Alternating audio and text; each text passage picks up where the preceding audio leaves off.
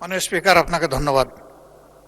এই বিলটি পাশ করা প্রসঙ্গে মাননীয় আইনমন্ত্রী যে কথাগুলো বলেছেন, আমার কাছে এটা অনাহুত এবং এইটার সাথে আমি এটাকে সম্পৃক্ত মনে করি না। এই অংশটা না বললেই ভালো হতো। ওই নির্দিষ্ট সময় যখন আসবে তখন আলোচনায় আমরা অংশগ্রহণ করব। এখানে এই ব্যাপারে আর কিছু বলতে চাচ্ছি না। ধন্যবাদ আপনাকে। মাননীয় আইনমন্ত্রী, এই সম্পর্কে তো কেউ আপত্তিও দেয় নেই। আপনি যে সর্বশেষ যে কথাটি বললেন, কোনো আপত্তি তো এই সংসদে কারো কাছ থেকে শুনি নেই আমরা। আপনি কিছু বলবেন? আইনমন্ত্রীকে মাইক দিন। 200-র বেশি সার্ভিস ও ফিচারে লেনদেনের সব বিকাশ অ্যাপে সম্ভব।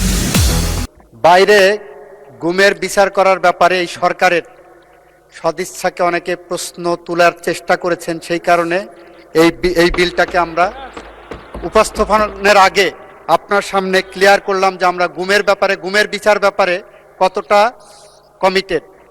এই সরকার গুমের সাথে সম্পৃক্ত অপরাধীদেরকে বিচারের আওতায় আনার জন্য কতটা কমিটেড সেইটাই মান্য স্পিকার আপনার মাধ্যমে গোটা পার্লামেন্ট এবং দেশবাসীকে অবহিত করলাম। মাননীয় মন্ত্রী, বাইরে কত লোক কত কথা বলে, আপনি সংসদের মধ্যে যে আলোচনা হয়, ধন্যবাদ। আপনি সংসদের আলোচনার মধ্যে সংসদ সদস্যদের বক্তব্যের মধ্যে আপনার বক্তব্য সীমাবদ্ধ রাখেন। বাইরের কথা শোনার প্রয়োজন জাতীয় সংসদে এখন নাই। এখানে আইন অনুযায়ী, বিধি অনুযায়ী যেটি উত্থাপিত হবে সে ব্যাপারেই আমরা কার্যক্রম গ্রহণ করব। ধন্যবাদ। এ ব্যাপারে আর বক্তব্য শোনার প্রয়োজন নাই। ধন্যবাদ।